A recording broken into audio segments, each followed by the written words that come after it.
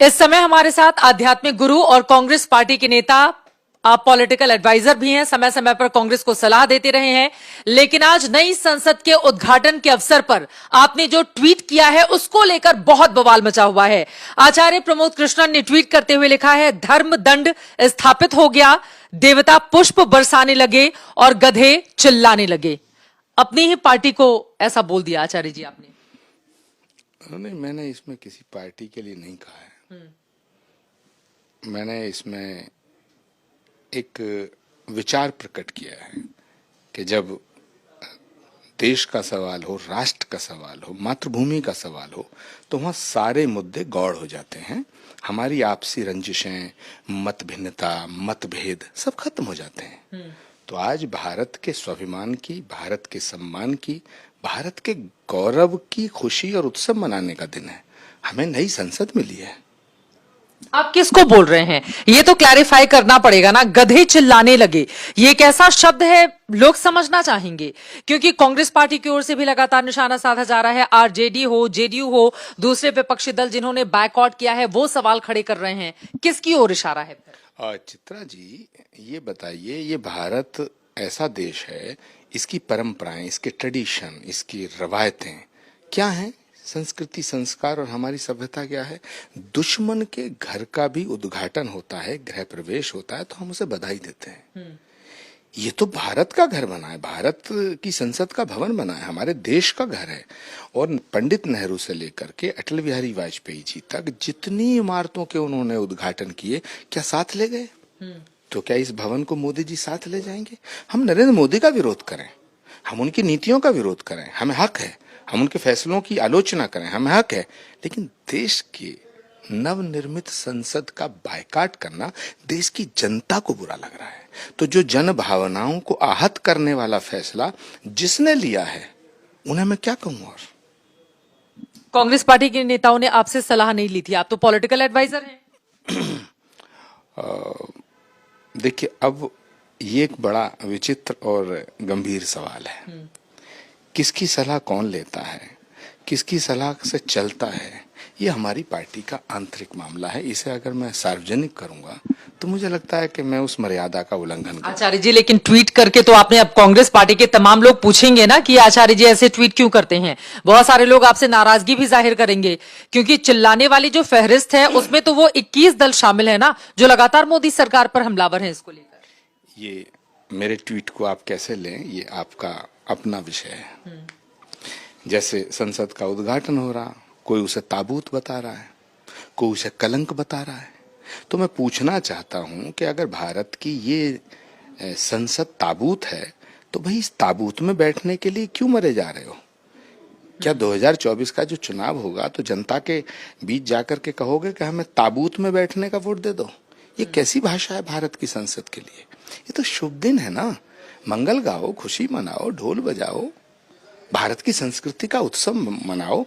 Lord Irwin के बनाए हुए संसद भवन को लोकतंत्र का मंदिर कहते थे, तो ये क्या है? लोकतंत्र की चिता बताओगे इसे ताबूत बताओगे? तो मैं इन सब इस तरह के नेताओं को मैं कहना चाहता हूं कि अभी भी वक्त है। ऐसा ना हो कि देश की जनता तुम्हें इस संसद भवन में जाने लायक छोड़े ही नहीं।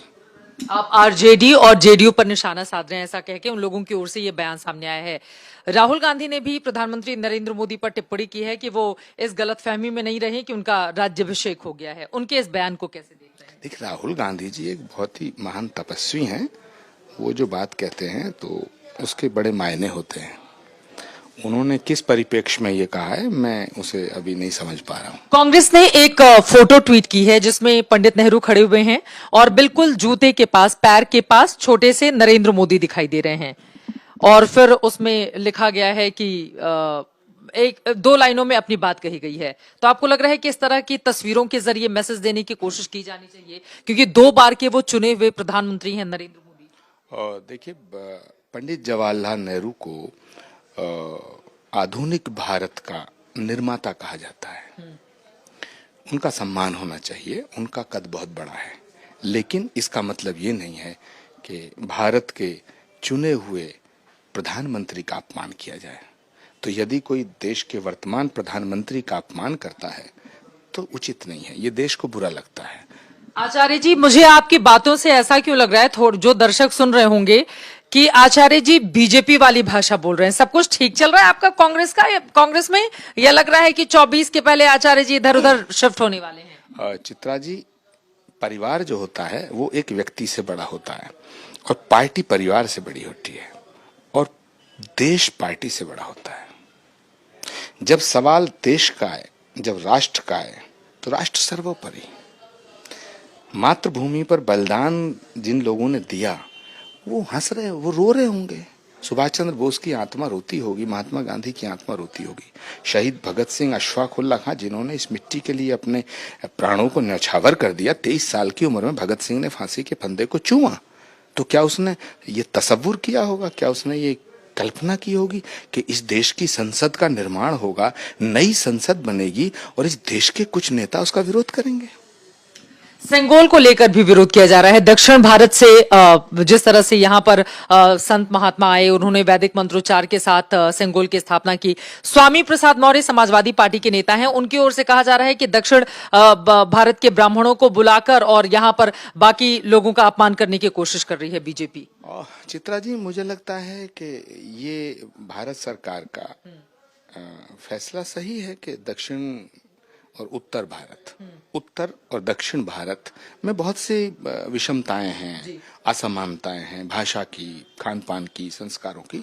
तो ये तो बहुत अच्छी बात है कि दिल्ली जो है भारत की जो राजधानी है उत्तर में है और दक्षिण की परंपराओं, दक्षिण के तमाम वहाँ के आश्रम, वहाँ के मठों से सारे संत आए हैं और यहाँ पर के जो सेंगोल स्थापित किया है, धर्मदंड स्थापित किया, राजदंड स्थापित किया है, तो भारत की संसद में अगर राजदंड होगा, धर्मदंड होगा, तो मुझे लगता है कि ये देश के हित में है, इसमें तो कोई आलोचना करने वाली चीज नहीं है। और अगर थोड़ी देर को मुझे बताओ, सरकार तो कल हमारी बन सकती है, सत्ता आती है जाती है, तो अगर हमारी सरकार बनेगी तो क्या हम विपक्ष से ये अपेक्षा करेंगे अगर हम सरकार में हुए, या कल को फिर कोई परिवर्तन होता है, हमने 60 साल देश में, तो क्या हम विपक्ष से ये उम्मीद ना करें कि विपक्ष हमें सपोर्ट करे? प्रश्न ये है, हम सरकार का विरोध करें, हम सत्ता के फैसलों की आलोचना करें, लेकिन किसी भी कीमत पर हम देश के प्रधानमंत्री का सम्मान हमें करना है और देश के प्रधानमंत्री का अपमान हम सिर्फ इसलिए ना करें कि भाजपा के नेता हैं। भाजपा के नेता हैं नरेंद्र मोदी, मैं भी भाजपा के नेता के रूप में उनकी बहुत सी बातों का समर्थन नहीं करता हूं, मैं उनकी आलोचना रोज करता हूं, 10 साल से कर रहा हूं, लेकिन जब देश का सवाल आता, वो हमारे देश के प्रधानमंत्री है, मैं उनका सम्मान करूंगा। मोदी जी की तारीफ के पीछे की कोई खास वजह, क्या कोई मुलाकात हुई है? क्या 24 के पहले आचार्य जी मन बदल रहे हैं? क्या है, मतलब मैं आपकी बातों से लगातार ये देख रही हूं कि आचार्य जी का सब कुछ ठीक ठाक नहीं चल रहा है कांग्रेस पार्टी में। चित्रा जी, अगर मोदी जी कल को ये कह दें कि सूरज पूरब से निकलता है, तो क्या सारा विपक्ष ये कहेगा कि नहीं पश्चिम से निकलता है? सत्य सार्थक सर्वदा, भगवान कृष्ण ने गीता में उद्घोष किया है, सत्य सार्थक सर्वदा, सत्यमेव जयते। ये दोनों सूत्र को आत्मसात करना पड़ेगा। अगर भारत की राजनीति में, भारत के जनमानस पे आप असर डालना चाहते हैं, उनको प्रभावित करना चाहते हैं, तो फिर भारत की जनता के दिलों को जीतो। नरेंद्र मोदी को गाली देना कांग्रेस थोड़ी है, नरेंद्र मोदी को गाली देना विपक्ष थोड़ी है। क्या विपक्ष का काम सिर्फ ये रह गया कि नरेंद्र मोदी कोई फैसला नहीं उसका विरोध करें? एक आखिरी सवाल आपसे, आप आध्यात्मिक गुरु हैं। नरेंद्र मोदी के नेतृत्व में बीते 9 सालों में चाहे राम मंदिर का जन्मभूमि हमने देखा है कि भूमि पूजन रहा हो, या फिर काशी विश्वनाथ कॉरिडोर का निर्माण हो, केदारनाथ में जिस तरह का निर्माण कार्य कराया, बाकी जगहों पर भी, और फिर उसके बाद ये संसद, नरेंद्र मोदी का ये जो कार्यकाल है किस रूप में याद किया जाएगा? क्या आपको लग रहा है कि ये जो दौर है एक विकसित भारत के सपने को तेजी से आगे लेकर जाने वाले प्रधानमंत्री के तौर पर, क्योंकि बहुत सारे कामकाज मोदी के नेतृत्व में हुए हैं, ये बात तो सच है, आप भी मानेंगे? देखिए, जहां तक राम मंदिर के निर्माण का सवाल है तो उसका फैसला तो सुप्रीम कोर्ट का है, लेकिन नरेंद्र मोदी जी के जितने भी कार्य हुए हैं जो उनके कार्यकाल में, उसमें बहुत से काम अच्छे हैं। 370 हटाने का फैसला राष्ट्र के हित में अच्छा था। हम कांग्रेस पार्टी में रहते हुए हमने, कुछ लोगों ने उसका समर्थन किया, लेकिन कुछ लोगों ने उसका समर्थन नहीं किया। एक बात है कांग्रेस पार्टी के अंदर कि वहां आंतरिक लोकतंत्र है, बोलने की आजादी है। अगर मतलब इस तरह के ट्वीट पर आपको किसी का फोन नहीं आया कि आपने ये ट्वीट क्यों किया? आएगा भी, आया होगा तो मैं आपको क्यों बताऊंगा, हैं? अब प्रश्न ये पैदा होता है कि सोमनाथ के मंदिर का निर्माण जब हुआ था तो उसमें पंडित नेहरू की भूमिका थी। तो भारत की धरोहर, भारत की संस्कृति और सभ्यता को संजो कर रखना, ये तो हर प्रधानमंत्री का दायित्व है। किस रूप में याद किया जाएगा इस दौर के नरेंद्र मोदी को? आखिरी सवाल, 2 लाइन में। मुझे लगता है कि मेरा झगड़ा आप पार्टी से करा के छोड़ेंगे। हैं? नरेंद्र मोदी जी की अगर मैं तारीफ करूंगा तो फिर कांग्रेस वाले मेरी गर्दन काट देंगे, लेकिन नरेंद्र मोदी जी एक लोकप्रिय नेता हैं, इसमें कोई संदेह नहीं है। इस देश की जनता ने उन्हें चुना है।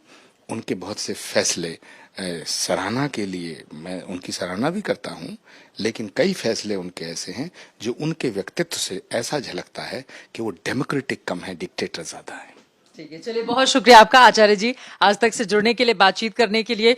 कुल मिलाकर आचार्य जी का जो ट्वीट है वो इस समय जबरदस्त तरीके से वायरल है। अब गधे बताते हुए किन लोगों पर इनकी ओर से निशाना साधा गया है, सवाल तो मैंने पूछ दिया, जवाब इन्होंने क्या दिया आप दर्शकों को समझ में आ गया होगा। लेकिन आगे इस पर नई संसद को लेकर जो पॉलिटिक्स छिड़ी है ये कहां पर जाकर होगी खत्म, इस पर रहेगी आज तक की नजर।